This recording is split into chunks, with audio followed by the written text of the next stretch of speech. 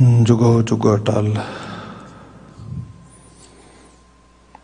धन धन गुरु ग्रंथ साहिब जी,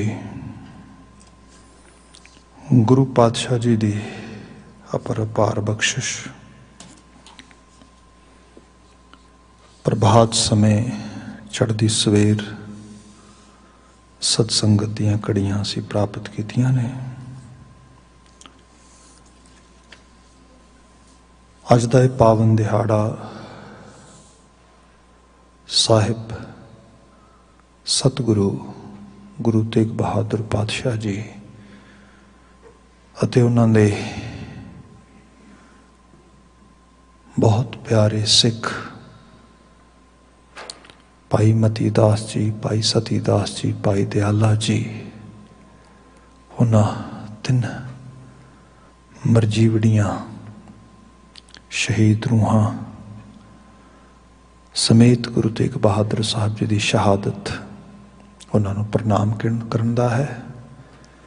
चांदनी चौक विखे 1675 दे विच अज दे मुकामी दिन उन्होंने अपनी जामे शहादत पीता, शहादत दे के इस धरती ते धर्म की स्थापति की, सृष्टि की चादर बने। सोना शहीदां नूं कोटान कोट नमन करते हैं। सवेर समय के पावन दीवाना विच अरदास की शमूलीयत के नाल अज दा पवित्र पावन गुरवाक हुक्मनामा आपने सरवण किया। ये समा हुक्मनामे की विवेचना का है। असी महाराज जी के पावन हुक्मां की व्याख्या नाल सांझ पाउणी है। नाल ही कुछ तवारीख के रंग जिवें हुक्मनामे के संदेश के नाल कोरलेट होणगे, उन्होंने असी विचारांगे, एहसासांगे। आओ रस्मी तौर पर विचार का आगाज़ करिए।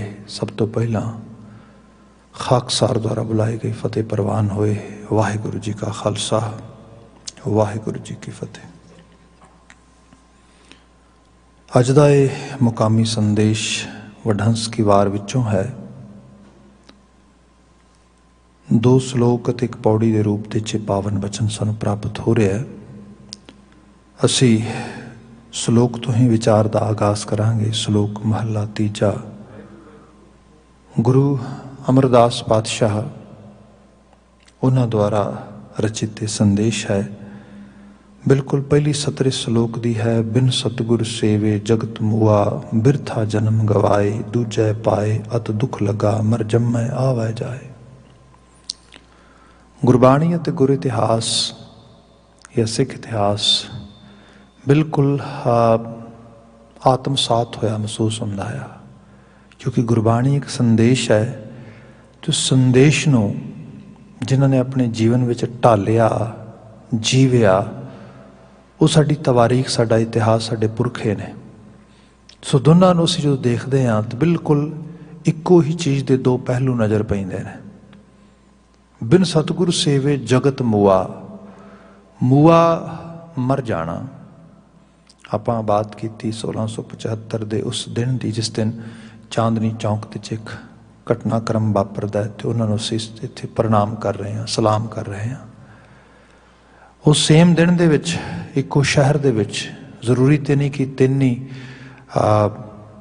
जो इंसानी जामे दियां रूहां सीगियां उन्हां दी विदायगी हुई। उस दिन कई सैकड़े लोग मरे होणगे, कई सैकड़े लोग धरती के उत्ते तत्तां च तत्त विलीन होए होणगे, पर याद उन्हां 3 रूहां नूं ते चौथे गुरु पातशाह नूं कीता जा रहा। उहदा कारण यह है क्योंकि उनका मरना नहीं गा, उनका मरना साडे वास्ते एक बड़ा वड्डा प्रेरणा स्रोत आ। किसी असूल की पूर्ति वास्ते अपने आप नूं उस राह ते तोर देना जिथे वो जाके भी अमर हो गए। ये रूप इस मरने नूं गुरु महाराज ने बाणी च क्या, मरण मुनसा सूरिया हक है, जे होए मरह परवानो। मर ते सारिਆਂ ने जाना है। धरती ते कौन सदीव रहा है। गुरु तेग बहादुर साहब जी के बचन पढ़ते हैं। राम गयो रावण गयो, जां को बहु परवार। ਇੱਥੇ ਨਾ ਵੱਡੇ ਵੱਡੇ ਅਵਤਾਰੀ ਲੋਕ ਰਹੇ, ਨਾ ਜਿਨ੍ਹਾਂ ਨੂੰ ਲੋਕਾਂ ਨੇ ਦੈਂਤ ਬਿਰਤੀ 'ਚ ਕਿਹਾ ਤੇ ਕਿਹਾ ਉਹਨਾਂ ਨੇ ਆਪਣੇ ਪਾਵਿਆਂ ਨਾਲ ਕਾਲ ਨੂੰ ਬੰਨਿਆ ਸੀਗਾ। ਆਖਿਰਕਾਰ ਕੋਈ ਵੀ ਨਹੀਂ ਆ ਰਿਹਾ। ਸੰਸਾਰ ਦੀ ਰਿਐਲਿਟੀ ਬਾਣੀ ਨੇ ਇਹ ਕਹੀ ਹੈ ਕਿ ਐਸੋ ਇਹ ਸੰਸਾਰ ਪੇਖਣਾ ਰਹਿਣ ਨਾ ਕੋ ਪਈ ਹੈ ਰੇ। ਇਹ ਸੰਸਾਰ ਨੂੰ ਬੜੇ ਧਿਆਨ ਨਾਲ ਦੇਖ ਤੂੰ, ਇੱਥੇ ਕੋਈ ਵੀ ਸਦਾ ਨਹੀਂ ਰਿਹਾ। ਸਭ ਇਸ ਚਲਾਏਮਾਨ ਜਗਤ ਦੇ ਵਿੱਚ ਚੱਲੋ ਚੱਲੀ ਦਾ ਮੇਲਾ ਸਭ ਨੇ ਚੱਲਣਾ। ਵਾਰੀ ਆਪੋ ਆਪਣੀ ਚੱਲੇ ਮਸਾਇਕ ਸੇਖ, ਸਭ ਇੱਕ ਵਾਰੀ ਵਿੱਚ ਲੱਗੇ ਨੇ। ਕੋਈ ਅੱਗੇ ਹੈ, ਕੁਛ ਤੋਂ ਪਿੱਛੇ ਹੈ, ਕੁਛ ਤੋਂ ਪਿੱਛੇ ਹੈ। ਤੇ ਈਵਨ ਜੋ ਅੱਜ ਵੀ ਪੈਦਾ ਹੋ ਰਿਹਾ, ਹੁਣ ਵੀ ਪੈਦਾ ਹੋ ਰਿਹਾ, ਉਹਦੇ ਬਾਬਤ ਵੀ ਬਾਣੀ ਇਹ ਕਹਿ ਰਹੀ ਹੈ, ਜੋ ਉਪਜੋ ਸੋ ਬਿਨਸ ਹੈ। ਜੇ ਉਪਜਣਾ ਹੋ ਗਿਆ ਤੇ ਬਿਨਸਣਾ ਹੋਏਗਾ। ਕੋਈ ਧਰਤੀ ਦੀ ਤਾਕਤ ਉਹਨੂੰ ਰੋਕ ਨਹੀਂ ਸਕਦੀ ਕੋਈ, ਕਿਉਂਕਿ ਇਹ ਕਰਤਾਰੀ ਕੁਦਰਤ ਦਾ ਹੁਕਮ ਹੈ। ਕਰਤਾਰੀ ਕੁਦਰਤ ਦੀ ਇਹ ਆਪਣੇ ਆਪ ਦੇ ਦਸਤੂਰੀਅਤ ਆ, ਜਿਹਦੇ 'ਚ ਕੋਈ ਐਕਸੈਪਸ਼ਨਲ ਨਹੀਂ ਹੈਗਾ। ਨੋ ਵਨ ਇਜ਼ ਐਕਸੈਪਸ਼ਨਲ ਹੈ। Mortality is essential part of mother nature. ਇਹ ਅਸੈਂਸ਼ੀਅਲ ਆ। ਇਹ ਜੀਵਨ ਆਇਆ ਤੇ ਜੀਵਨ ਜਾਏਗਾ, ਉਹਦੀ ਸ਼ੇਪ, ਉਹਦੀ ਰੂਪਤਾ ਬਦਲੇਗੀ। ਮਗਰ ਗੁਰੂ ਮਹਾਰਾਜ ਨੇ ਬਿਆਨ ਕਿਹਾ ਕਿ ਮਰਨਾ ਸਿਰਫ ਸਰੀਰ ਦਾ ਮਰਨਾ ਨਹੀਂ ਹੁੰਦਾ।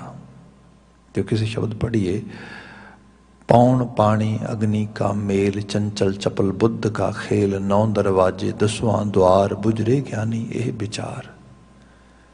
ਕਿਆ ਇਹ ਮਿੱਟੀ ਪਾਣੀ ਤੇ ਅੱਗ ਦੀ ਖੇਡ ਚੱਲ ਰਹੀ ਹੈ ਸਾਰੀ ਹੈ।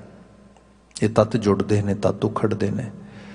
ਤੇ ਇਸ ਤੱਤ ਦੇ ਵਿੱਚ, ਇਹਨਾਂ ਤੱਤਾਂ ਦੇ ਜੁੜਾਅ ਦੇ ਨਾਲ ਜਦੋਂ ਮਨੁੱਖਾ ਮਡੋਲੀ ਬਣਦੀ ਹੈ, ਤੇ ਮਨੁੱਖਾ ਮਡੋਲੀ ਇਸ ਤੋਂ ਪਹਿਲਾਂ ਕਿ ਤੱਤ ਉਖੜਨ, ਇਹ ਮਨੁੱਖਾ ਮਡੋਲੀ ਦੇ ਵਿੱਚ ਜਿਹੜਾ ਇਹਦਾ ਪਰਪਸ ਹੈ ਉਹ ਸਰਵ ਨਹੀਂ ਹੁੰਦਾ। ਕਿਉਂਕਿ ਮਨੁੱਖ ਦੇ ਵਿੱਚ ਜਿਹੜੀ ਸਭ ਤੋਂ ਲਾਜ਼ਮੀ ਚੀਜ਼ ਆ, ਸੁਰਤ, ਅਵੇਅਰਨੈਸ, ਜਾਗਰਤੀ, ਉਹ ਮਰ ਜਾਂਦੀ ਹੈ। ਮੋਈ ਸੁਰਤ ਬਾਦ ਅਹੰਕਾਰ। ਉਹ ਜਦੋਂ ਸੁਰਤ ਮਰ ਗਈ, ਬਾਦ ਅਹੰਕਾਰ, due to egotist attitude, due to egotist behaviour. So ਇਸ ਰੂਪ ਵਿੱਚ ਅਸੀਂ ਦੇਖੀਏ, ਇਹ ਦਿਨ ਯਾਦ ਕਰਾਉਂਦਾ ਆ ਇੱਕ ਪਾਸੇ ਗੁਰੂ ਤੇਗ ਬਹਾਦਰ ਸਾਹਿਬ, ਜਿਨ੍ਹਾਂ ਬਾਰੇ ਭਾਈ ਸਾਹਿਬ ਪੜ੍ਹ ਰਹੇ ਸੀ, ਠੀਕਰ ਫੋਰ ਦਿਲੀਸ ਸਿਰ ਪ੍ਰਭਪੁਰ ਕੀਓ ਬਿਆਨ। ਸਾਡੇ ਲਿਟਰੇਚਰ ਨੇ ਬਿਆਨ ਕੀਤਾ ਕਿ ਵਿਆਖਿਆਕਾਰ ਇਸ ਤਰ੍ਹਾਂ ਕਹਿੰਦੇ ਕਿ ਮਹਾਰਾਜ ਨੇ ਆਪਣੇ ਸਰੀਰ ਦਾ ਠੀਕਰਾ ਦਿੱਲੀ ਦੇ ਹੁਕਮਰਾਨ ਦੇ ਸਿਰ ਤੇ ਤੋੜਿਆ, ਤੇ ਉਹ ਠੀਕਰਾ ਤੋੜ ਕੇ ਵੀ ਉਹ ਅਮਰ ਹੋ ਗਏ। ਜਿਸ ਦੀ ਵਿਆਖਿਆ ਜਿਸ ਤਰ੍ਹਾਂ ਕਿਹਾ ਜਾਂਦਾ ਹੈ ਕਿ ਇੱਕ ਬਰਤਨ ਸੋਨੇ ਦਾ ਆ ਤੇ ਇੱਕ ਬਰਤਨ ਮਿੱਟੀ ਦਾ ਆ।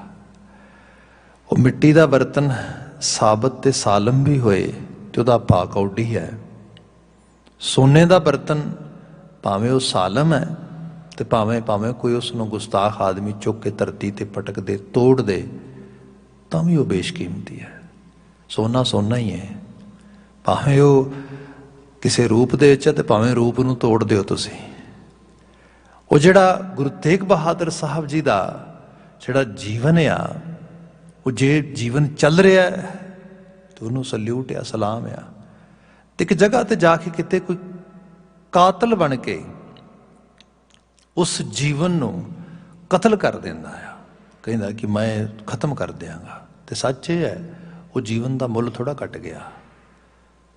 ਉਸ ਹਸਤੀ ਦਾ ਧਰਤੀ ਤੇ ਵਜੂਦ ਥੋੜਾ ਮਿਟ ਗਿਆ, ਬਲਕਿ ਜਿੱਥੇ ਉਹ ਸ਼ਾਹ ਰਗ ਦਾ ਖੂਨ ਡੁੱਲਿਆ, ਉਹ ਤੇ ਸੀਸ ਕੰਜ ਬਣ ਗਿਆ, ਅਮਰ ਹੋ ਗਿਆ।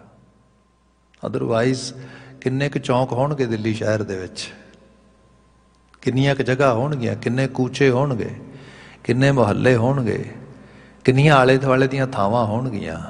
ਕਿਹੜੀ ਥਾਂ ਅਮਰ ਹੋਈ ਹੈ? ਕਿਹੜੀ ਥਾਂ ਦਾ ਨਾਂ ਜਿਹੜਾ ਹੈਗਾ ਤਵਾਰੀਖ ਦੇ ਰੰਗ 'ਚ ਕਿਤੇ ਮੁਅੱਸਰ ਤੇ ਮੌਜੂਦ ਆ? ਹਾਂ, ਉਹੀ ਮੌਜੂਦ ਆ ਜਿੱਥੇ ਇਹੋ ਜਿਹਾ ਕਾਰਜ ਹੋਇਆ ਆ।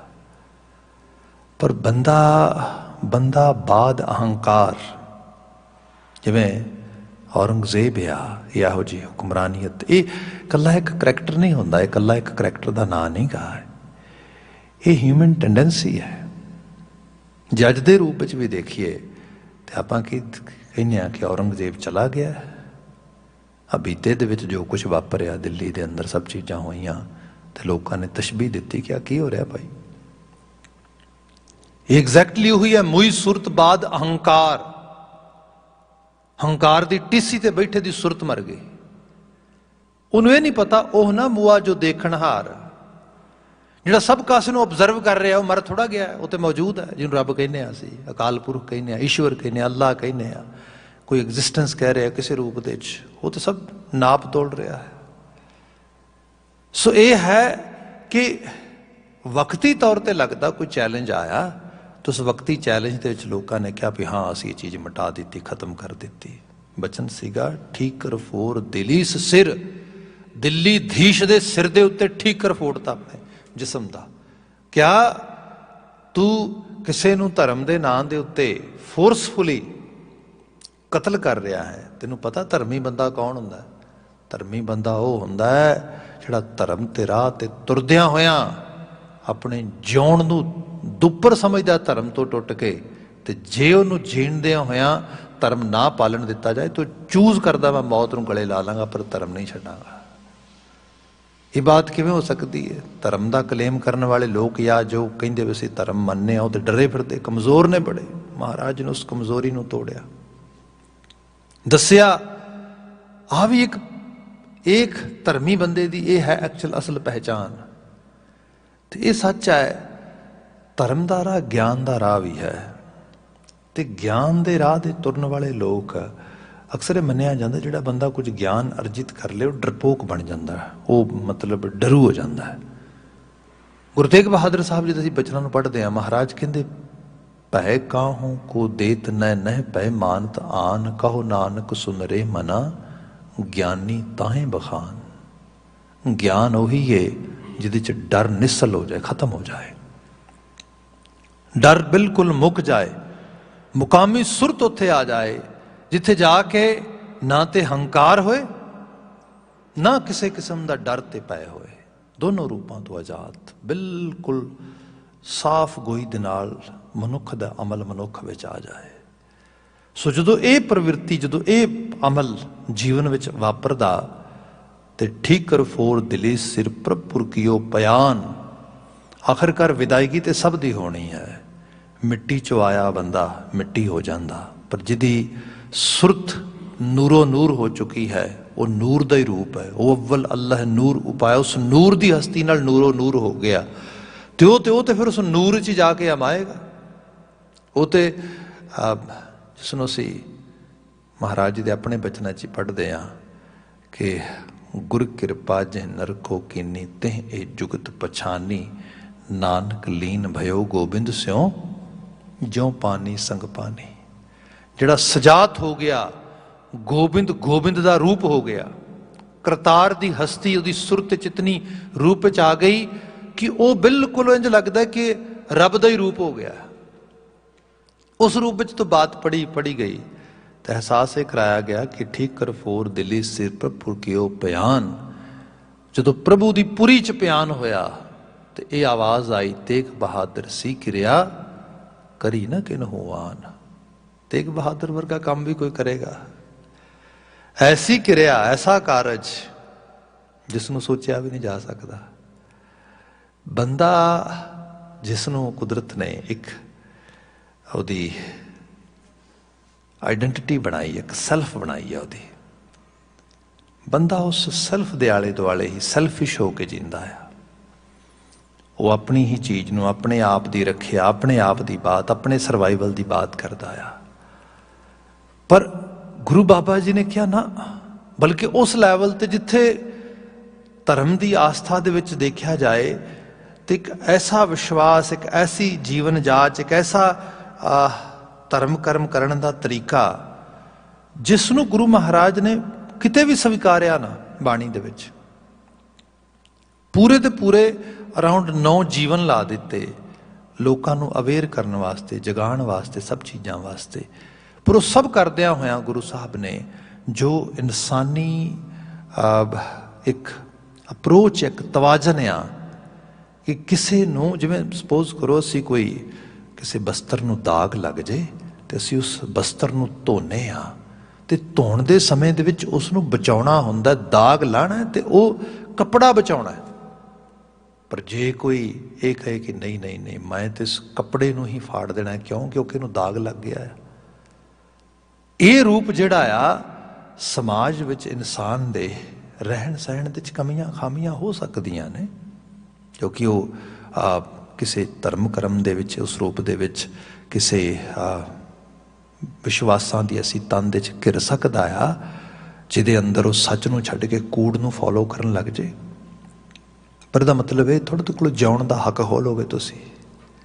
ਲਿਵ ਐਂਡ ਲੈਟ ਲਿਵ ਦਾ ਕੌਨਸੈਪਟ ਅੱਜ ਲੋਕੀ ਬੜਾ ਸਮਝਾਉਂਦੇ, ਬੜਾ ਗੱਲਾਂ ਕਰਦੇ, ਤੇ ਕਹਿ ਲਓ ਕਿ ਪੋਸਟ ਮਿਡੀਵਲ ਪੀਰੀਅਡ ਦੇ ਵਿੱਚ ਇਹਦੀ ਬਾਤ ਹੋਏ, ਬੰਦਾ ਕਹਿੰਦਾ ਕਿਵੇਂ ਪੋਸੀਬਲ ਆ?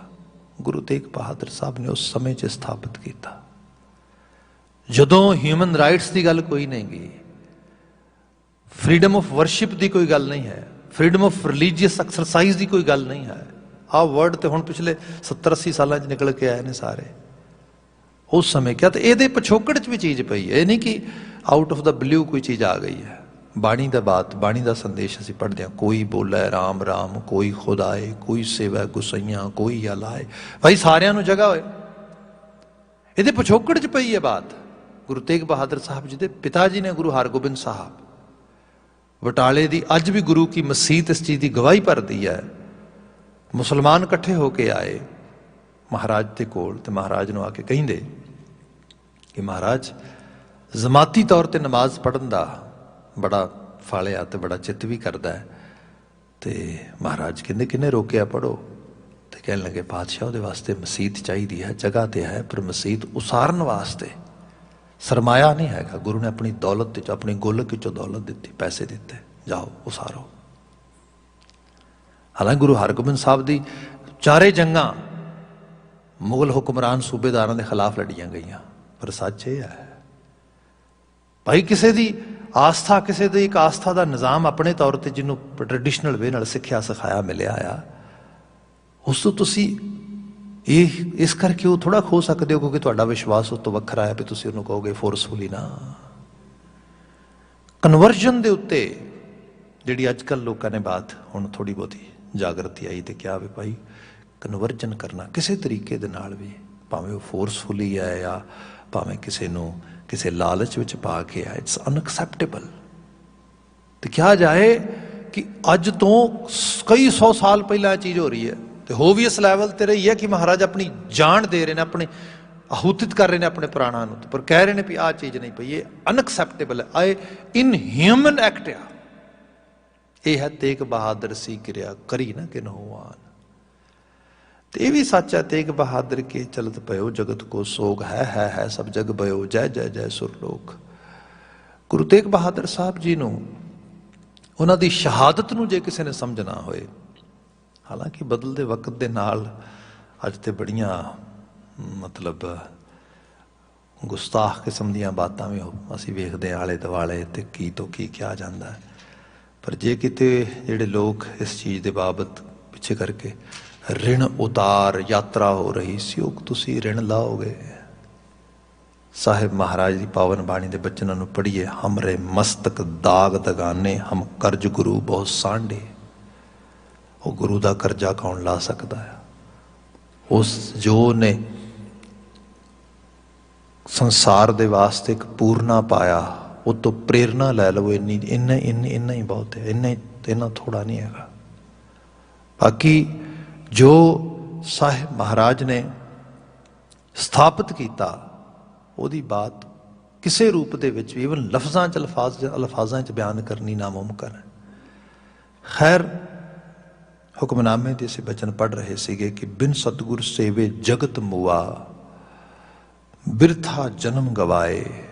ਬਿਨਾਂ ਸਤਿਗੁਰੂ ਦੀ ਸੇਵਾ ਤੋਂ ਜਿਹੜਾ ਜੀਵਨ ਗੁਜ਼ਾਰਿਆ ਉਹ ਬੇਅਰਥ ਹੈ। ਤੇ ਇਹ ਇੱਕ ਵਾਸਤੇ ਨਹੀਂ, ਸਾਰੇ ਸੰਸਾਰ ਵਾਸਤੇ ਸਿੱਖਿਆ ਆ। ਜਗਤ ਮੁਆ, ਤੇ ਸਾਰਾ ਸੰਸਾਰ ਇਸ ਰੂਪ ਵਿੱਚ ਮਰ ਵੀ ਰਿਹਾ ਆ। ਗੁਰੂ ਪਾਤਸ਼ਾਹ ਦਾ ਅਦਨਾ ਬੜਾ ਕਹਿ ਲਓ ਕਿ ਆਲਮੀ ਸਿੱਖ ਭਾਈ ਮਤੀ ਦਾਸ ਜੀ, ਜਿਹਨੂੰ ਆਰੇ ਨਾਲ ਚੀਰਿਆ ਸੀਗਾ। ਤਵਾਰੀਖ ਦੇ ਕੁਝ ਅਸੀਂ ਰੰਗ ਪੜ੍ਹਦੇ ਹਾਂ ਤੇ ਪਤਾ ਇਹ ਲੱਗਦਾ ਹੈ ਕਿ ਕਾਜ਼ੀ ਦੀ ਇੱਛਾ ਤੇ ਇਹ ਸੀਗੀ, ਕਾਜ਼ੀ ਅਬਦੁਲ ਵਹਾਬ ਵੋਹਰਾ ਇਹਦਾ ਨਾਂ ਸੀਗਾ। ਇਹਦਾ ਜਿਹੜਾ ਰੁਤਬਾ ਸੀਗਾ ਕਾਜ਼ੀ ਉਲ ਕਜ਼ਾ, ਜਿਵੇਂ ਸੁਪਰੀਮ ਕੋਰਟ ਦਾ ਜਸਟਿਸ ਹੁੰਦਾ, ਇਸ ਤਰੀਕੇ ਨਾਲ ਇਹਨੂੰ ਕਿਹਾ ਗਿਆ ਉਸ ਸਮੇਂ, ਕਿਉਂਕਿ ਇਹ ਹਾਇਰ ਕੋਰਟ ਦਾ ਇੱਕ ਤਰ੍ਹਾਂ ਦਾ ਚੀਫ ਜਸਟਿਸ ਸੀਗਾ। ਇਹ ਅਕਸਰ ਸਾਰੇ ਕਾਜ਼ੀਆਂ ਦੀਆਂ ਡਿਊਟੀਆਂ ਲਾਉਂਦਾ ਹੁੰਦਾ ਸੀਗਾ, ਕਿਉਂਕਿ ਸ਼ਰਈ ਨਿਜ਼ਾਮ ਦੇ ਵਿੱਚ ਕੋਰਟ ਦੇ ਵਿੱਚ ਇਹਨਾਂ ਨੇ ਡਿਸੀਜਨ ਦੇਣਾ ਹੁੰਦਾ ਸੀਗਾ ਸ਼ਰਅ ਦੇ ਮੁਤਾਬਕ। ਖੈਰ, ਇਹਦੀ ਚਾਹਤ ਤੇ ਸੀ ਵੀ ਗੁਰੂ ਤੇਗ ਬਹਾਦਰ ਸਾਹਿਬ ਨੂੰ ਕਨਵਰਟ ਕੀਤਾ ਜਾਏ ਉਹਨਾਂ ਨੂੰ, ਕਿਉਂਕਿ ਔਰੰਗਜ਼ੇਬ ਦੀ ਵੀ ਦਿਲੀ ਇੱਛਾ ਇਹ ਸੀਗੀ ਕਿ ਗੁਰੂ ਤੇਗ ਬਹਾਦਰ ਸਾਹਿਬ ਜੀ ਨੂੰ ਇੱਕ ਕਨਵਰਟ ਕਰਕੇ ਸ਼ਾਹੀ ਫਕੀਰ ਦੇ ਰੁਤਬੇ 'ਚ ਲਿਆਂਦਾ ਜਾਏ, ਤਾਂ ਕਿ ਜਿਹੜਾ ਉਹਦਾ ਮਿਸ਼ਨ ਸੀਗਾ ਉਹ ਪੂਰਾ ਹੋ ਸਕੇ। ਖੈਰ, ਉਹਦੇ ਵਾਸਤੇ ਕੀਤਾ ਕੀ ਜਾਏ, ਮਹਾਰਾਜ ਨੂੰ ਡਰਾਇਆ ਜਾਏ। ਮੈਂ ਪਹਿਲੇ ਵੀ ਬੇਨਤੀ ਕੀਤੀ, ਜਿਨ੍ਹਾਂ ਦੇ ਬਚਨ ਨੇ ਭੈ ਕਾਹੂ ਕੋ ਦੇਤ ਨਾ ਪੈ ਮਾਨਤ ਆਨ, ਜਿਨ੍ਹਾਂ ਨੇ ਸੰਸਾਰ ਨੂੰ ਸੰਦੇਸ਼ ਦਿੱਤਾ ਨਾ ਡਰਨਾ ਨਾ ਡਰਾਉਣਾ, ਇਹ ਤੇ ਕਾਰਜ ਹੀ ਨਹੀਂ ਹੈਗਾ। ਖੈਰ, ਭਾਈ ਮਤੀ ਦਾਸ ਜੀ ਨੂੰ ਸਭ ਤੋਂ ਪਹਿਲਾਂ ਚੁਣਿਆ ਗਿਆ ਕਿ ਚਲੋ ਇਹਨੂੰ ਕਨਵਰਟ ਕਰਦੇ ਆ ਪਹਿਲਾਂ, ਕਿਉਂਕਿ ਗੁਰੂ ਦਾ ਜਿਹੜਾ ਹੌਸਲਾ ਆ ਸਿੱਖਾਂ ਦੇ ਨਾਲ ਸਰਬੁਲੰਦ ਆ, ਤੇ ਜੇ ਸਿੱਖ ਕੱਲਾ ਕੱਲਾ ਕਰਕੇ ਅਸੀਂ ਤੋੜ ਲਵਾਂਗੇ ਤੇ ਬਾਤ ਬਣ ਜਾਏਗੀ। ਖੈਰ, ਭਾਈ ਮਤੀ ਦਾਸ ਜੀ ਨੂੰ ਕਿਹਾ ਗਿਆ ਕਿ ਦੇਖੋ, ਬੜੇ ਜਵਾਨ ਸੀਗੇ, ਬੜਾ ਖੂਬਸੂਰਤ ਸਰੀਰ ਜੁੱਸਾ ਸੀਗਾ।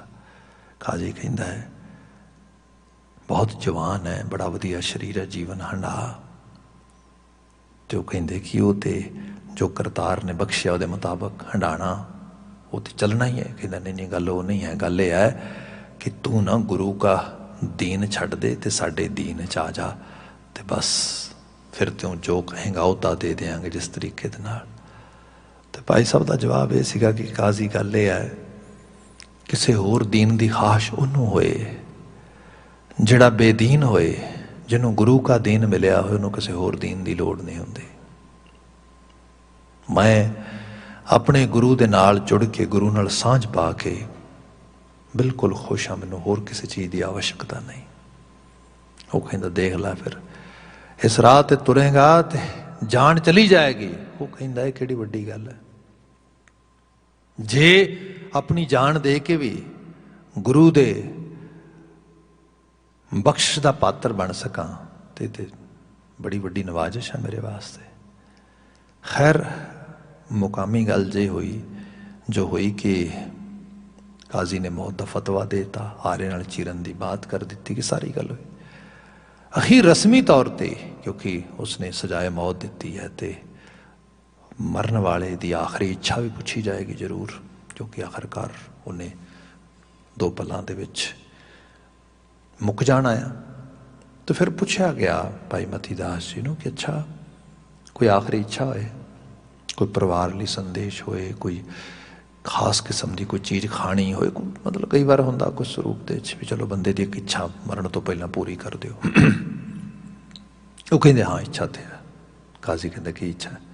ਕਹਿਣ ਲੱਗੇ ਇੱਛਾ ਇਹ ਹੈ ਕਿ ਕਾਜ਼ੀ, ਜਦੋਂ ਮੇਰੀ ਸ਼ਹਾਦਤ ਹੋਏ ਤੇ ਮੇਰਾ ਮੂੰਹ ਮੇਰੇ ਗੁਰੂ ਵਾਲੇ ਪਾਸੇ ਹੋਏ, ਬਸ ਇਹਦਾ ਇੰਤਜ਼ਾਮ ਜ਼ਰੂਰ ਕਰੀ। ਉਹ ਕਾਜ਼ੀ ਦੇ ਪਹਿਲੇ ਇਹ ਕਰਨ ਵਾਸਤੇ ਗੁਰੂ ਸਾਹਿਬ ਦੇ ਸਾਹਮਣੇ ਸ਼ਹੀਦ ਕਰਾਂਗਾ, ਪਰ ਕਹਿੰਦਾ ਤੇ ਕਮਾਲ ਹੋ ਗਈ, ਇੰਨੀ ਡੈਡੀਕੇਸ਼ਨ। ਕਹਿਣ ਲੱਗਾ ਹਾਂ, ਕਿਉਂਕਿ ਇਹ ਕਿ ਗੁਰੂ ਨਾਲ ਜੁੜ ਕੇ, ਤੇ ਇਹ ਸਿੰਬੋਲਿਕ ਚੀਜ਼ ਵੀ ਹੈ, ਇੱਕ ਪ੍ਰਤੀਕਾਤਮਕ ਰੂਪ, ਗੁਰਮੁਖ ਹੋ ਕੇ ਗੁਰੂ ਵੱਲ ਮੂੰਹ ਕਰਕੇ ਵਿਦਾਇਗੀ ਹੋਏਗੀ ਮੇਰੀ। ਇਹ ਸਾਡੇ ਵਾਸਤੇ ਵੀ ਸੰਦੇਸ਼ ਆ, ਜੀਵਨ ਦੇ ਕਿਸੇ ਮਰਹਲੇ ਦੇ ਵਿੱਚ ਵੀ। ਇਸ ਤੋਂ ਵੱਡੀ ਮਤਲਬ ਘੜੀ ਕੀ ਹੋਏਗੀ ਜਦੋਂ ਬੰਦੇ ਦੀ ਜਾਨ ਹੀ ਜਾ ਰਹੀ ਹੈ, ਪਰ ਉਹ ਕਹੇ ਨਾ ਗੁਰੂ ਤੋਂ ਟੁੱਟ ਕੇ ਨਹੀਂ, ਨਾ ਜਿਉਇਆ ਗੁਰੂ ਤੋਂ ਟੁੱਟ ਕੇ, ਨਾ ਮਰਾਂਗੇ ਗੁਰੂ ਤੋਂ ਟੁੱਟ ਕੇ, ਗੁਰੂ ਵਾਲੇ ਰਾਹ ਤੇ ਚੱਲਾਂਗੇ। ਖੈਰ, ਜਿਹੜੀ ਵਿਨਤੀ ਕਰ ਰਿਹਾ ਸੀਗਾ ਕਿ ਬਿਨ ਸਤਿਗੁਰ ਸੇਵੇ ਜਗਤ ਮੁਆ, ਬਿਰਥਾ ਜਨਮ ਗਵਾਏ। ਪਰ ਸੰਸਾਰ ਦੇ ਵਿੱਚ ਵੱਡਾ ਹਿੱਸਾ ਐਸਾ ਹੈ ਜਿਹੜਾ ਨਾ ਇਸ ਚੀਜ਼ ਨੂੰ ਸਮਝ ਪਾਇਆ, ਨਾ ਇਸ ਚੀਜ਼ ਨੂੰ ਅਪਣਾ ਪਾਇਆ, ਤੇ ਬੇਅਰਥ ਆਪਣਾ ਜੀਵਨ ਕਰ ਗਿਆ। ਗੁਰੂ ਨਾ ਅਸੂਲਾਂ ਦਾ, ਗੁਰੂ ਨਾ ਸੱਚ ਦਾ, ਗੁਰੂ ਨਾ ਹੱਕ ਦਾ, ਗੁਰੂ ਨਾ ਇਨਸਾਨੀਅਤ ਦਾ, ਗੁਰੂ ਨਾ ਪਰਉਪਕਾਰਤਾ ਦਾ, ਗੁਰੂ ਨਾ ਹੌਸਲੇ ਦਾ, ਗੁਰੂ ਨਾ ਧਰਤੀ ਦੇ ਉੱਤੇ ਹਰ ਤਰ੍ਹਾਂ ਦੀ ਮਨੁੱਖੀ ਵਡਿਆਈ ਦਾ। ਇਹਦੇ ਤੋਂ ਟੁੱਟ ਕੇ ਜੀਵਨ ਬੇਅਰਥ ਹੈ। ਦੂਜਾ ਪਾਏ ਅਤ ਦੁੱਖ ਲਗਾ ਮਰ ਜੰਮੈ ਆਵੈ ਜਾਏ। ਤੇ ਜਿਹੜਾ ਕਿਸੇ ਹੋਰ ਭਾਵਨੀ ਹੈ, ਕਿਸੇ ਹੋਰ ਭਾਵ ਵਿੱਚ ਜੀ ਰਿਹਾ ਆ, ਅਤ ਦੁੱਖ ਲਗਾ, ਅਤ ਦਾ ਦੁੱਖ, ਮਰ ਜੰਮੈ ਆਵੈ ਜਾਏ, ਆਖਰਕਾਰ ਜੰਮਣ ਮਰਨਾ ਨਹੀਂ ਕੱਟਿਆ ਜਾਂਦਾ। ਜਿਸ ਨੂੰ ਅਸੀਂ ਸੈਲਵੇਸ਼ਨ ਕਹਿੰਦੇ ਹਾਂ, ਮੋਕਸ਼ਾ ਕਹਿੰਦੇ ਹਾਂ, ਨਿਰਵਾਣਾ ਕਹਿੰਦੇ ਹਾਂ, ਮੁਕਤੀ ਕਹਿੰਦੇ ਹਾਂ, ਦੇਰ are so many different names, but when we read Gurbani, Gurbani says very clear, ਇਸ ਸਾਰੇ ਦਾ ਮਤਲਬ ਇੱਕ ਹੀ ਹੈ, ਬੰਦਾ ਜਿਉਂਦੇ ਜੀ ਇਸ ਕਲਬੂਤ ਵਿੱਚ ਰਹਿੰਦਿਆਂ ਹੋਇਆਂ ਆਪਣੀ ਜਿਹੜੀ ਡਿਟੈਚਮੈਂਟ ਆ ਇਸ ਮਨ ਮੰਡਲ ਦੀ ਮੋਹ ਮਾਇਆ ਦੇ ਵਿੱਚ, ਇਸ ਤੋਂ ਆਜ਼ਾਦ ਕਰ ਲਵੇ। ਜਿੰਨਾ ਕੁ ਇਸ ਦੇ ਚੋਂ ਆਜ਼ਾਦ ਕਰ ਲਏਗਾ ਉਤਨੀ ਹੀ ਉਹਦੀ ਜੀਵਨ ਦੇ ਵਿੱਚ ਜਿਹੜੀ ਹੈ ਸਮਝੋ ਕਿ ਉਹ ਮੋਕਸ਼ ਦੀ ਪ੍ਰਾਪਤੀ ਦੇ ਨੇੜੇ ਚਲਾ ਗਿਆ, ਮੁਕਤ ਹੋ ਗਿਆ। ਸੋ ਸਾਹਿਬ ਨੇ ਕਿਹਾ ਦੂਜਾ ਪਾਏ ਅਤ ਦੁੱਖ ਲਗਾ ਮਰ ਜੰਮੈ ਆਵੈ ਜਾਏ, ਵਿਸ਼ਟਾ ਅੰਦਰ ਵਾਸ ਹੈ ਫਿਰ ਜੋ ਨਹੀਂ ਪਾਏ। ਵਿਸ਼ਟਾ ਅੰਦਰ ਵਾਸ ਹੈ, ਵਿਸ਼ਟਾ ਗੰਦਗੀ। ਹੁਣ ਗੰਦਗੀ ਬਹਿਰੂਨੀ ਤੌਰ 'ਤੇ, ਹੁਣ ਜੇ ਆਪਾਂ ਔਰੰਗਜ਼ੇਬ ਦੀ ਗੱਲ ਕਰੀਏ ਤੇ ਰਹਿਣ ਨੂੰ ਤੇ ਉਹ ਮਹਿਲਵਾੜੀਆਂ 'ਚ ਰਹਿੰਦਾ ਆ, ਰਹਿਣ ਨੂੰ ਤੇ ਉਹ ਬੜੇ ਸ਼ਾਹੀ ਠਾਠ ਬਾਠ ਨਾਲ ਰਹਿੰਦਾ ਆ, ਪਰ ਬਹਿਰੂਨੀ ਰਹਿਣਾ ਨਹੀਂ ਗਾ ਨਾ। ਅਸਲ ਰਹਿਣਾ ਕੀ ਹੈ? ਅਸਲ ਰਹਿਣਾ ਤੇ ਸੋਚ ਕਿੱਥੇ ਰਹਿੰਦੀ ਹੈ? ਸੋਚ ਵਿਸ਼ਟਾ। ਗੰਦਗੀ ਤੋਂ ਨਫ਼ਰਤ ਕਰਦੇ ਹਾਂ ਅਸੀਂ। ਇਹ ਗੰਦਗੀ ਨਹੀਂ ਤੇ ਹੋਰ ਕੀ ਹੈ? ਬਾਪ ਨੂੰ ਜਿਉਂਦੇ ਜੀ ਕੈਦਖਾਨੇ 'ਚ ਪਾਇਆ, ਕਿਸ ਕਰਕੇ? ਲਾਲਚ ਕਰਕੇ ਵੀ ਮੈਂ ਗੱਦੀ ਤੇ ਬਹਿਣਾ ਆ। ਆਮ ਆਦਮੀ ਨੂੰ ਖੀਣ ਨਹੀਂ ਆਏਗੀ ਤਾਂ ਗੰਦਗੀ। ਉਹ ਮਾਪਿਆਂ ਤੇ ਸੇਵਾ ਕਰਨੀ ਚਾਹੀਦੀ ਹੈ ਭਾਈ, ਮਾਪਿਆਂ ਨੂੰ ਤੇ ਪਿਆਰ ਕਰਨਾ ਚਾਹੀਦਾ ਭਾਈ, ਮਾਪਿਆਂ ਵਾਸਤੇ ਤੇ ਬੰਦੇ ਨੂੰ ਸਭ ਕੁਝ ਵਾਰ ਦੇਣਾ ਚਾਹੀਦਾ ਭਾਈ। ਆ ਕੀ ਕੀਤਾ? ਹੁਣ ਇਹ ਵਿਸ਼ਟਾ ਅੰਦਰ ਵਾਸ ਹੈ। ਲੋਕੀ ਭੈਣ ਭਰਾਵਾਂ ਦਾ ਚਲੋ ਵੱਧ ਤੋਂ ਵੱਧ ਆਪਣਾ ਪੂਰਾ ਜੀਵਨ ਲਾ ਕੇ ਭਲਾ ਕਰਦੇ ਨੇ, ਕਿਸੇ ਦੇ ਕੰਮ ਆਉਂਦੇ ਨੇ, ਤੇ ਜੇ ਕਿਤੇ ਕੋਈ ਮਨ ਮੁਟਾਵ ਵੀ ਹੋਏ ਨਾ ਵੀ ਹੋਏ ਤੇ ਬੰਦਾ ਕਹਿੰਦਾ ਵੀ ਚਲੋ ਕੋਈ ਗੱਲ ਨਹੀਂ, ਰੱਬ ਭਲਾ ਕਰੇ, ਮੈਂ ਚਲੋ ਨਹੀਂ ਵੀ ਭਲਾ ਕਰਨਾ ਪਰ ਐਟਲੀਸਟ ਉਹਦੇ ਬੁਰੇ ਵਿੱਚ ਤੇ ਨਾ ਜਾਵਾਂ। ਪਰ ਜਿੱਥੇ ਇੰਟੈਂਸ਼ਨਲੀ ਤੌਰ ਤੇ ਭਰਾਵਾਂ ਨੂੰ ਕਤਲ ਕੀਤਾ ਜਾਂਦਾ ਹੋਇਆ, ਇਹ ਕੀ ਹੈ?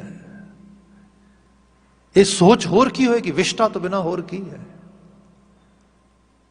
ਭਰਜਾਈਆਂ ਨੂੰ ਦੁੱਖ ਦਿੱਤਾ ਜਾਏ, ਆਪਣੇ ਸਕੇ ਆਪਣੀ ਔਲਾਦ ਨੂੰ, ਪੁੱਤਰਾਂ ਨੂੰ, ਉਹਨਾਂ ਨੂੰ ਜਲਾਏ ਵਤਨ ਕਰ ਦਿੱਤਾ ਜਾਏ। ਵਿਸ਼ਟਾ ਅੰਦਰ ਵਾਸ ਹੈ, ਜਿਹਨੂੰ ਓਰਾ ਕਹਿੰਦੇ ਅੱਜ ਕੱਲ੍ਹ ਲੋਕੀ। ਓਰਾ ਕੀ ਹੈ? ਸੋਚ ਦਾ ਦਾਇਰਾ ਹੀ ਸਾਡੀ ਦਾ, ਜਿਹਦੇ 'ਚ ਬੰਦਾ ਵਸ ਰਿਹਾ। ਤੇ ਇਹੋ ਜਿਹਾ ਵਾਸ ਜਿਹੜਾ ਆ, ਇਹੋ ਜਿਹੀ ਵਿਸ਼ਟਾ ਦੇ ਵਿੱਚ ਰਹਿਣ ਵਾਲੀ ਸੋਚ ਜਿਹੜੀ ਹੈ, ਉਸ ਨੂੰ ਕੱਲ੍ਹ ਵੀ ਲਾਹਨਤ ਪਏਗੀ, ਅੱਜ ਵੀ ਪਏਗੀ, ਆਉਂਦੇ ਕੱਲ੍ਹ ਵੀ ਪੈਂਦੀ ਰਹੇਗੀ। ਤ੍ਰਿਕਾਰਯੋਗ। ਮੈਂ ਅਕਸਰ ਬੇਨਤੀ ਕਰਦਾ, ਹਿਸਟਰੀ ਜਦੋਂ ਪੜ੍ਹਦੇ ਹਾਂ, ਹਿਸਟਰੀ ਬਹੁਤ ਕੁਝ ਬਿਆਨ ਕਰਦੀ ਹੈ। ਹਿਸਟਰੀ ਉਹਨਾਂ ਰੂਹਾਂ ਨੂੰ ਬਿਆਨ ਕਰਦੀ ਜਿਨ੍ਹਾਂ ਦੇ ਨਾਂ ਅਸਮਾਨੀ ਲਿਖੇ ਨੇ। ਜਿਵੇਂ ਆਪਾਂ ਹੁਣੇ ਆਪਣੇ ਸ਼ਹੀਦਾਂ ਦੀ ਬਾਤ ਕੀਤੀ ਹੈ, ਤੇ ਉਹਨਾਂ ਨੂੰ ਵੀ ਹਿਸਟਰੀ ਬਿਆਨ ਕਰਦੀ ਜਿਹੜੇ ਤਵਾਰੀਖ ਦੇ ਵਿੱਚ ਗਾਰਬੇਜ ਦਾ ਹਿੱਸਾ ਨੇ। ਵਿਸ਼ਟਾ। ਔਰੰਗਜ਼ੇਬ ਇਤਿਹਾਸ ਦੇ ਡਸਟਬਿਨ ਦਾ ਪਾਤਰ ਹੈ। ਇਹ ਸਾਡੇ ਵਾਸਤੇ ਪ੍ਰੇਰਨਾ ਹੈ, ਕੱਲ ਨੂੰ ਤੈਨੂੰ ਯਾਦ ਕੀਤਾ ਜਾਏ ਮਨੁੱਖ ਤੇ ਕਿਵੇਂ ਕੀਤਾ ਜਾਏ।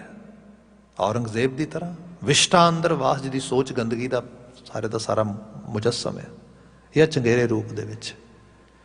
ਇੱਥੇ ਮਹਾਰਾਜ ਕਹਿੰਦੇ ਵਿਸ਼ਟਾ ਅੰਦਰ ਵਾਸ ਹੈ ਫਿਰ ਜੋਨੀ ਪਾਏ। ਤੇ ਇਹ ਜੂਨਾਂ ਹੀ ਹੰਡਾਉਣੀਆਂ ਨੇ, ਇਹ ਜੂਨ ਹੀ ਹੰਡਾਉਣੀਆਂ, ਹੋਰ ਕੁਛ ਵੀ ਨਹੀਂ। ਭਾਵੇਂ ਬੰਦਾ ਰਾਜਾ ਹੀ ਕਿਉਂ ਨਾ ਬਣ ਕੇ ਜੀਆ ਹੋਵੇ ਧਰਤੀ ਤੇ। ਮਹਾਰਾਜ ਐਵੇਂ ਲਿਖਦੇ, ਸਗਲ ਸਿਸ਼ਟ ਤੇ ਰਾਜਾ ਦੁਖੀਆ। ਤੇ ਅਕਸਰ ਅਸੀਂ ਬਾਤ ਵੀ ਕਰਦੇ ਹਾਂ, ਔਰੰਗਜ਼ੇਬ ਜਦੋਂ ਆਖਰੀ ਮਰਹਲੇ ਤੇ ਬਿਲਕੁਲ ਐਗਜ਼ਿਟ ਡੋਰ ਤੇ, ਉਦੋਂ ਜਾ ਕੇ ਪਤਾ ਲੱਗਦਾ ਓਹੋ ਹੋ ਕੀ ਕਰ ਗੁਜ਼ਰਿਆ। ਤੇ ਇਹ ਸਾਰੀ ਚੀਜ਼ ਜਿਹੜਾ ਫਿਰ ਜੂਨੀ ਪਾਏ, ਪਤਾ ਲੱਗ ਰਿਹਾ ਵੀ ਕੁਛ ਵੀ ਠੀਕ ਨਹੀਂ ਹੋਇਆ। ਮਦਰ ਨੇਚਰ ਫਿਰ ਬਖਸ਼ਦੀ ਥੋੜਾ ਆ, ਉਹਦਾ ਤੇ ਆਪਣਾ ਰੂਪ ਆ। ਉਹ ਫਿਰ ਲਗਾਤਾਰ ਉਸ ਚੀਜ਼ ਨੂੰ ਰੀਇਨਕਾਰਨੇਸ਼ਨ ਦਾ ਕੌਨਸੈਪਟ ਜਿਹੜਾ, ਜਿਹਨੂੰ ਕਹਿ ਲਓ ਕਿ ਰੀਸਾਈਕਲ ਕਰਦੀ ਹੈ।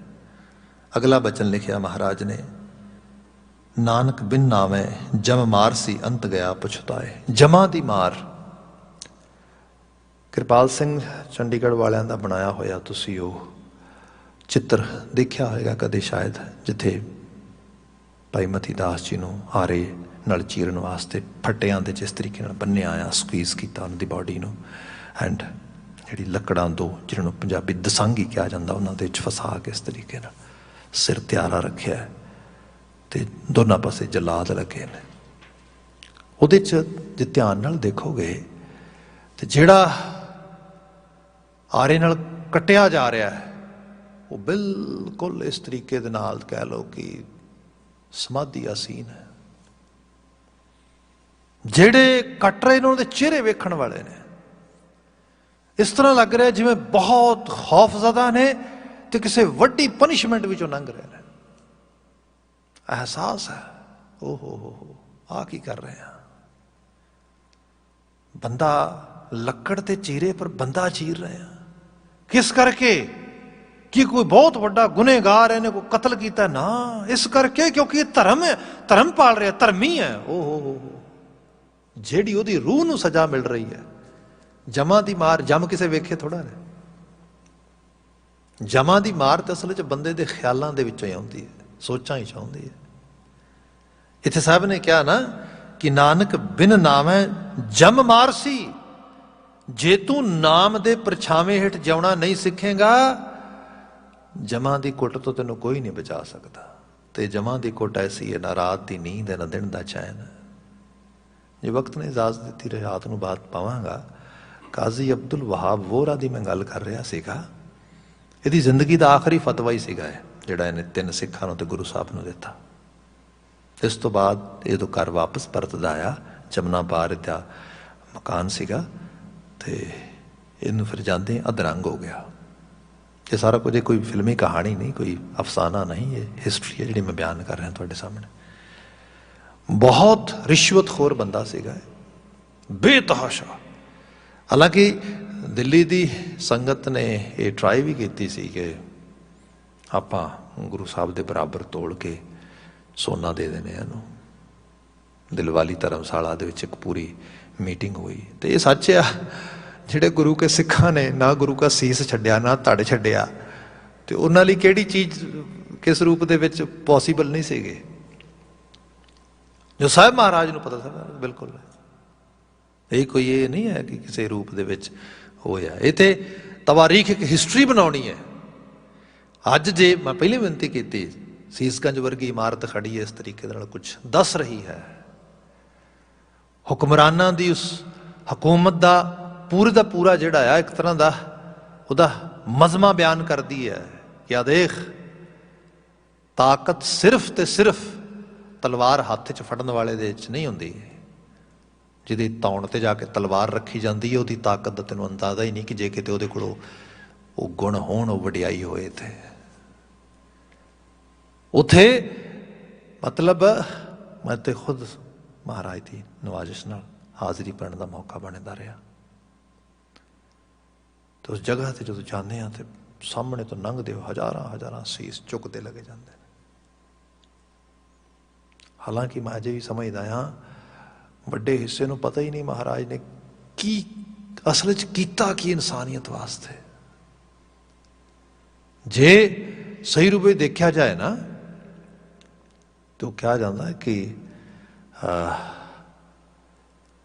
ਚਾਂਦਨੀ ਚੌਂਕ ਸਦਕਾ ਅੱਜ ਤੱਕ ਹੈ ਕਾਇਮ ਨਕਸ਼ਾ ਹਿੰਦੂ ਤੇ ਹਿੰਦੁਸਤਾਨ ਵਾਲਾ। ਇਹ ਚਾਂਦਨੀ ਚੌਂਕ ਸਦਕਾ ਹੀ ਕਾਇਮ ਹੈ ਸਭ ਕੁਛ, ਅਦਰਵਾਈਜ਼ ਕੁਝ ਵੀ ਨਹੀਂ ਸੀ ਹੋਣਾ ਉੱਥੇ। ਉਹ ਕਹਿੰਦਾ ਚਾਂਦਨੀ ਚੌਂਕ ਸਦਕਾ ਅੱਜ ਤੱਕ ਹੈ ਕਾਇਮ ਨਕਸ਼ਾ ਹਿੰਦੂ ਤੇ ਹਿੰਦੁਸਤਾਨ ਵਾਲਾ। ਚਾਂਦਨੀ ਚੌਂਕ ਦੀ ਹੋਈ ਕਿਰਪਾ ਤੇ ਸਾਜਿਆ ਗਿਆ ਸੀ ਪੰਥ ਕਿਰਪਾਨ ਵਾਲਾ। ਜਦੋਂ ਤੱਕ ਚਾਂਦਨੀ ਚੌਂਕ ਹੈ ਕਾਇਮ ਉਦੋਂ ਤੱਕ ਨਹੀਂ ਜੰਮਿਆ ਸਾਨੂੰ ਕੋਈ ਮਿਟਾਉਣ ਵਾਲਾ। ਇਹ ਚੇਤੇ ਰੱਖਿਆ ਜੇ, ਇਹ ਚਾਂਦਨੀ ਚੌਂਕ ਦਾ ਸਿਰੜ ਹੈ, ਜਿਸ ਸਿਰੜ ਵਿੱਚੋਂ ਇਹ ਸਾਰੀ ਚੀਜ਼ ਨਿਕਲੀ ਹੈ। ਅਦਰਵਾਈਜ਼ ਲੋਕਾਂ ਨੂੰ ਅਹਿਸਾਸ ਹੀ ਨਹੀਂ ਕਿ ਅਲਟੀਮੇਟਲੀ ਉਸ ਸਾਹਿਬ ਮਹਾਰਾਜ ਤੇ ਸਾਹਿਬ ਦੇ ਉਹਨਾਂ ਪੁੱਤਰਾਂ ਨੇ, ਉਹਨਾਂ ਸਿੱਖਾਂ ਨੇ ਕਿੱਡਾ ਵੱਡਾ ਅਮਲ ਧਰਤੀ ਤੇ ਲਿਆਂਦਾ। ਖੈਰ ਬੰਦਾ ਸੋਚਦਾ ਵਕਤੀ ਤੌਰ ਤੇ ਕਿ ਮੈਂ ਕੁਝ ਆਪਣੇ ਤੌਰ ਤੇ ਜ਼ੁਲਮ ਕਰ ਲਿਆ ਕਿਸੇ ਤੇ ਇਸ ਤਰੀਕੇ ਦੇ ਨਾਲ। ਮੈਂ ਕਿਹਾ ਗੱਲ ਕਰ ਰਿਹਾ ਸੀ ਕਾਜ਼ੀ ਅਬਦੁਲ ਵਹਾਬ ਵੋਹਰਾ ਦੀ। ਰਿਸ਼ਵਤੀ ਬੰਦਾ, ਕਰਪਟ ਬੰਦਾ। ਇਹਨੇ ਸੋਚਿਆ ਕਿ ਮੈਂ ਰਿਸ਼ਵਤ ਨਾਲ ਇੱਥੋਂ ਵੀ ਕੁਝ ਕਮਾਵਾਂਗਾ। ਇਹ ਸਭ ਵੀ ਪਰ ਮਹਾਰਾਜ ਦੇ ਸਿੱਖਾਂ ਤੇ ਮਹਾਰਾਜ ਨੇ ਸ਼ਹਾਦਤ ਦੇ ਦਿੱਤੀ, ਆਖਰੀ ਫਤਵਾ ਦੇ ਕਰ ਗਿਆ। ਉਸ ਸਮੇਂ ਦੇ ਵਿੱਚ ਲੱਖਾਂ ਦੇ ਨਗਦੀ ਸੋਨਾ ਚਾਂਦੀ ਇਹਦੇ ਘਰ ਦੇ 'ਚ ਸਾਰਾ ਪਿਆ। ਇਹਨੂੰ ਅਧਰੰਗ ਹੋ ਗਿਆ। ਕੋਈ ਗਾਲਬਨ 3 ਹਫ਼ਤੇ ਅਧਰੰਗ ਦੇ ਨਾਲ ਤੜਪਦਾ ਹੋਇਆ ਮੰਜੇ ਦੇ ਉੱਤੇ ਇਹ ਜਿਹੜਾ ਹੈਗਾ ਵਿਦਾ ਹੋਇਆ। ਮੁੜ ਕੇ ਵੀ ਮੰਨਿਆ, ਬਾਅਦ 'ਚ ਪਤਾ ਲੱਗਦਾ ਹੈ ਕਿ ਜਦੋਂ ਇਹਦੇ ਰਿਸ਼ਤੇਦਾਰ ਆਏ, ਹੋਰ ਲੋਕ ਆਏ, ਕਿਸੇ ਨੇ ਇਸ ਨੂੰ ਸੰਭਾਲਣ ਦੀ ਬਜਾਏ ਜਾਂ ਇਸ ਨੂੰ ਜਿਹੜਾ ਹੈ ਟੇਕ ਕੇਅਰ ਕਰਨ ਦੀ, ਜਿਹੜਾ ਘਰ ਦੇ ਚ ਨੇ ਸਾਰਾ ਰਿਸ਼ਵਤਖੋਰ ਨੇ ਸਮਾਨ ਇਕੱਠਾ ਕੀਤਾ ਸੀ, ਉਹਨਾਂ ਨੂੰ ਉਹਦਾ ਲੁੱਟ ਪਈ ਵੀ ਆਹ ਲੈ ਜਾ, ਮੈਂ ਆਹ ਲੈ ਜਾ, ਆਹ ਲੈ ਜਾ, ਇਸ ਰੂਪ ਦੇ ਚ ਇਹ ਸਭ ਹੁੰਦਾ ਰਿਹਾ। ਜਮਾਂ ਦੀ ਮਾਰ ਹੋਰ ਕੀ ਹੋਏਗੀ। ਬੰਦਾ ਮੰਜੇ ਤੇ ਪਿਆ ਤੇ ਉਸ ਪੀੜਾ ਨਾਲ ਸਾਰੀ ਵੇਦਨ ਨਾਲ ਕਰਾ ਰਿਹਾ, ਤੜਪ ਰਿਹਾ, ਤੇ ਸਾਹਮਣੇ ਵੇਖ ਰਿਹਾ ਜੋ ਕੁਛ ਉਹਨੇ ਆਪਣੀ ਰਿਸ਼ਵਤਖੋਰੀ ਤੇ ਪਾਪਾਂ ਦੀ ਖੱਟੀ ਨਾਲ ਖੱਟਿਆ ਸੀਗਾ। ਬਿਨ ਨਾਮ ਹੈ ਜਮ ਮਾਰ ਸੀ, ਅੰਤ ਗਿਆ ਪਛਤਾਏ, ਤੇ ਅਖੀਰ ਪਛਤਾਵਿਆਂ ਤੋਂ ਬਿਨਾਂ ਕੁਝ ਨਹੀਂ ਗਾ। ਮਹਲਾ ਤੀਜਾ, ਇਸ ਜਗ ਮੈਂ ਪੁਰਖ ਏਕ ਹੈ, ਹੋਰ ਸਗਲੀ ਨਾਰ ਸਬਾਈ। ਬਾਕੀ ਇਹ ਹੈ ਸੀ ਤੇ ਜੀਵਾਤਮਾਵਾਂ ਕਰਨ ਕਰਾਉਣ ਵਾਲਾ ਕਰਤਾਰ ਪੁਰਖ ਹੈ, ਉਹ ਮਹਾਂ, ਉਹ ਸਭ ਦਾ ਚਲਾਣਹਾਰਾ ਹੈ। ਸਭ ਕਟ ਭੋਗਵੈ ਅਲਿਪਤ ਰਹਿ, ਅਲਖ ਨਾ ਲਖਣਾ ਜਾਈ। ਬਾਕੀ ਇਹ ਹੈ ਸਭ ਹਿਰਦਿਆਂ ਦੇ ਵਿੱਚੋਂ ਭੋਗ ਰਿਹਾ। ਇਸ ਲਈ ਸਿੱਖੀ ਆਸ਼ੇ ਦੇ ਵਿੱਚ ਅਸੂਲਾਂ ਦੀ ਗੱਲ ਹੈ। ਨਫ਼ਰਤ ਨਾ ਔਰੰਗਜ਼ੇਬ ਨਾਲ ਹੈ, ਨਾ ਕਾਜ਼ੀ ਅਬਦੁਲ ਵਹਾਬ ਵੋਹਰਾ ਦੇ ਨਾਲ ਹੈ। ਨਫ਼ਰਤ ਉਹਦੇ ਕਰਮ ਤੇ ਅਮਲ ਨਾਲ ਹੈ, ਤਾਂ ਕਿ ਉਹ ਅਮਲ ਕਰਮ ਤੋਂ ਹਰ ਬੰਦਾ ਬਚ ਸਕੇ। ਅਸੀਂ ਸਾਰੇ ਹੀ ਬਿਰਤੀਆਂ ਕੈਰੀ ਕਰਕੇ ਤੁਰਦੇ ਹਾਂ। ਬਿਰਤੀ ਉਹ ਹੋਏ ਜਿਹੜੀ ਗੁਰੂ ਦੇ ਨੇੜੇ ਲੈ ਕੇ ਜਾਵੇ, ਬਿਰਤੀ ਉਹ ਨਾ ਹੋਏ ਜਿਹੜੀ ਔਰੰਗਜ਼ੇਬ ਦੇ ਨੇੜੇ ਲੈ ਕੇ ਜਾਏ। ਸੋ ਇਸ ਕਰਕੇ ਸਾਹਿਬ ਨੇ ਕਿਹਾ ਉਹ ਕਰਤਾਰ ਅਲੱਖ ਆ, ਪਰ ਸਾਡੇ ਅੰਗ ਸੰਗ ਹੈ। ਯਾਦਾਂ ਦੇ ਅਹਿਸਾਸ ਵਿੱਚ ਪਾਵਾਂਗੇ, ਉਹ ਸਾਨੂੰ ਆਪਣੇ ਅਮਲਾਂ 'ਚੋਂ ਦਰਸ਼ਨ ਦੇਵੇਗਾ। ਅਗਲਾ ਬਚਨ ਹੈ, ਪੂਰਾ ਗੁਰ ਵੇਖਾਲਿਆ ਸ਼ਬਦੇ ਸੋਝੀ ਪਾਈ। ਤੇ ਪੂਰੇ ਗੁਰੂ ਨੇ ਤਰਸ ਕੀਤਾ, ਸ਼ਬਦ ਦੇ ਜ਼ਰੀਏ ਸੋਝੀ ਦੇ ਦਿੱਤੀ, ਵੇਖਣ ਦੀ ਸਮਰੱਥਾ ਆ ਗਈ। ਪੁਰਖ ਹੈ ਸੇਵੈ ਸੇ ਪੁਰਖ ਹੋਮੈ, ਜਿਨੀ ਹਉਮੈ ਸ਼ਬਦ ਜਲਾਈ। ਜਿਹੜੇ ਸਤਪੁਰਖ ਨੂੰ, ਅਕਾਲ ਪੁਰਖ ਵਾਹਿਗੁਰੂ ਨੂੰ ਸੇਵਣ ਲੱਗ ਜਾਂਦੇ ਨੇ, ਉਹ ਵੀ ਅਸਲ ਵਿੱਚ ਉਹਦਾ ਰੂਪ ਹੋ ਜਾਂਦੇ। ਤੇ ਹਉਮੈ ਸ਼ਬਦ ਜਲਾਈ, ਅਹੰਕਾਰ ਰੂਪ ਅਲਾਮਤ ਉਹਨਾਂ ਦੀ ਸ਼ਬਦ ਦੇ ਸੰਦੇਸ਼ ਦੇ ਜ਼ਰੀਏ ਸੜ ਕੇ ਸੁਆਹ ਹੋ ਜਾਂਦੀ। ਤਿਸ ਕਾ ਸ਼ਰੀਕ ਕੋ ਨਹੀਂ, ਨਾ ਕੋ ਕੰਟਕ ਵੈਰਾਈ। ਬਾਕੀ ਅਕਾਲ ਪੁਰਖ ਵਾਹਿਗੁਰੂ ਦਾ ਨਾਂ ਤੇ ਕੋਈ ਸਬਸਟੀਟਿਊਟ ਹੈ, ਤੇ ਨਾ ਕੋਈ ਉਸ ਨੂੰ ਕਿਸੇ ਰੂਪ ਦੇ ਵਿੱਚ ਤੁਸੀਂ ਰਿਪਲੇਸਮੈਂਟ ਕਰ ਸਕਦੇ ਹੋ। ਉਹਦਾ ਤਸੱਵੁਰ ਤੇ ਉਹਦਾ ਹੀ ਹੈ। ਸਾਹਿਬ ਕਹਿੰਦੇ ਨਾ ਕੋਈ ਸ਼ਰੀਕ ਹੈ ਤੇ ਨਾ ਕੋ ਕੰਟਕ ਵੈਰਾਈ, ਤੋਂ ਨਾ ਕਿਸੇ ਦਾ ਵੈਰੀ ਹੈ। ਉਹ ਤੇ ਸਭ ਨੂੰ ਇੱਕ ਨਜ਼ਰ, ਇੱਕ ਨਿਗਾਹਬਾਨ ਹੋ ਕੇ ਦੇਖਦਾ ਉਸ ਰੂਪ ਦੇ ਵਿੱਚ। ਨਿਚਲ ਰਾਜ ਹੈ ਸਦਾ ਤਿਸ ਕੇਰਾ, ਨਾ ਆਵੈ ਨਾ ਜਾਈ। ਬਾਕੀ ਉਹ ਸਦੀਵ ਕਾਲੀ ਕਾਇਮ ਹੈ, ਸਦੀਵ ਕਾਲੀ ਉਹਦੀ ਮੌਜੂਦਗੀ ਹੈ। ਅਨਦਿਨ ਸੇਵਕ ਸੇਵਾ ਕਰੇ, ਹਰ ਸੱਚੇ ਕੇ ਗੁਣ ਗਾਈ। ਜਿਹੜੇ ਸੱਚ ਨਾਲ ਜੁੜੀਆਂ ਰੂਹਾਂ ਨੇ, ਉਹ ਹਰ ਵਕਤ ਉਸ ਕਰਤਾਰ ਦੀ ਸੇਵਾ 'ਚ ਰਹਿੰਦੀਆਂ ਨੇ। ਨਾਨਕ ਵੇਖ ਵਿਕਸਿਆ ਹਰ ਸੱਚੇ ਕੀ ਵਡਿਆਈ ਹੈ। ਨਾਨਕ ਕਹੇ ਜਿਹੜੇ ਸੱਚ ਨੂੰ ਪ੍ਰਾਪਤ ਕਰਦੇ ਤੇ ਉਹ ਸੱਚ ਦੀ ਵਡਿਆਈ ਦੇ ਵਿੱਚ ਉਸ ਮਾਲਕ ਨੂੰ ਮਾਣਦੇ। ਪੌੜੀ ਜਿਨ ਕੈ ਹਰ ਨਾਮ ਵਸਿਆ ਸਦ ਹਿਰਦੈ, ਹਰ ਨਾਮੋ ਤਿਨ ਕੋ ਰੱਖਣ ਹਾਰਾ। ਬਾਕੀ ਇਹ ਹੈ ਜਿਨ੍ਹਾਂ ਦੇ ਹਿਰਦੇ ਘਰ ਦੇ 'ਚ ਹਰੀ ਨਾਮ ਵਸ ਗਿਆ, ਹਰੀ ਨਾਮ ਉਹਨਾਂ ਦਾ ਰਾਖਾ ਬਣ ਜਾਂਦਾ ਹੈ। ਹਰ ਨਾਮ ਪਿਤਾ, ਹਰ ਨਾਮੋ ਮਾਤਾ, ਹਰ ਨਾਮ ਸਖਾਈ ਮਿੱਤਰ ਹਮਾਰਾ। ਬਾਕੀ ਭਾਈ ਧਰਤੀ ਦੇ ਹਰ ਰਿਸ਼ਤੇ ਨੂੰ ਮਾਣੋ, ਪਰ ਨਾਮ ਦਾ ਰਿਸ਼ਤਾ ਸਭ ਰਿਸ਼ਤਿਆਂ ਦੇ ਵਿੱਚ ਅਮਾਇਆ ਤੇ ਸਭ ਰਿਸ਼ਤਿਆਂ ਤੋਂ ਸਰੋਪਰੀ ਹੈ। ਇਹਦੀ ਬਾਤ ਹੋ ਰਹੀ ਹੈ। ਹਰ ਨਾਮ ਹੈ ਨਾਲ ਗੱਲਾਂ, ਹਰ ਨਾਮ ਹੈ ਨਾਲ ਮਸਲਤ, ਹਰ ਨਾਮ ਹਮਾਰੀ ਕਰਦਾ ਨਿਤ ਸਾਰਾ। ਬਾਕੀ ਜਿਨ੍ਹਾਂ ਨੂੰ ਨਾਮ ਦਾ ਜਾਵੀਆ ਸਮਝ ਆ ਜਾਏ, ਉਹਨਾਂ ਦੀ ਸਿਫਤ ਸਲਾਹ ਨਾਮ ਹੈ, ਉਹਨਾਂ ਦੇ ਜੀਵਨ ਦਾ ਹਰ ਤਸੱਵੁਰ ਨਾਮ ਹੈ। ਹਰ ਨਾਮ ਹਮਾਰੀ ਸੰਗਤ ਅਤ ਪਿਆਰੀ, ਹਰ ਨਾਮ ਕੁਲ, ਹਰ ਨਾਮ ਪਰਿਵਾਰਾ। ਬਾਕੀ ਉਹਨਾਂ ਦੀ ਪਹਿਚਾਨ ਹੀ, ਆਈਡੈਂਟਿਟੀ ਹੀ ਕੇਵਲ ਤੇ ਕੇਵਲ ਨਾਮ ਰਹਿ ਜਾਂਦਾ ਹੈ। ਅੰਤਲੀ ਬਿਲਕੁਲ ਲਾਈਨ ਹੈ, ਜਨ ਨਾਨਕ ਕੋ ਹਰ ਨਾਮ ਹਰ ਗੁਰ ਦੀਆ, ਹਰ ਹਲਤ ਪਲ ਸਦਾ ਕਰੇ ਨਿਸਤਾਰਾ। ਇਸ ਨਾਨਕ ਨੂੰ ਵੀ ਮਾਲਕ ਨੇ ਨਾਮ ਦੀ ਦਿੱਤੀ, ਹਲਤ ਪਲਤ ਲੋਕ ਪਰਲੋਕ ਮੇਰਾ ਸਹਾਈ ਬਣ ਗਿਆ। ਸਾਹਿਬ ਰਹਿਮਤ ਕਰਨ, ਇਹਨਾਂ ਆਲਮੀ ਅਲਾਹੀ ਅਗੰਮੀ ਵਾਕਿਆ 'ਚੋਂ ਚੰਗੇਰੀ ਪ੍ਰੇਰਨਾ ਮਿਲੇ। ਸ਼ਹੀਦਾਂ ਨੂੰ ਇੱਕ ਵਾਰ ਫਿਰ ਕੋਟਾਨ ਕੋਟ ਨਮਨ ਹੈ। ਸ਼ਾਮ ਨਰੋਲ ਗੁਰੂ ਇਤਿਹਾਸ ਦੀ ਬਾਤ ਪਾਵਾਂਗੇ। ਅੱਜ ਵਾਸਤੇ, ਹੁਣ ਵਾਸਤੇ ਇੱਥੇ ਸਮਾਪਤੀ। ਵਾਹਿਗੁਰੂ ਜੀ ਕਾ ਖਾਲਸਾ, ਵਾਹਿਗੁਰੂ ਜੀ ਕੀ ਫਤਿਹ।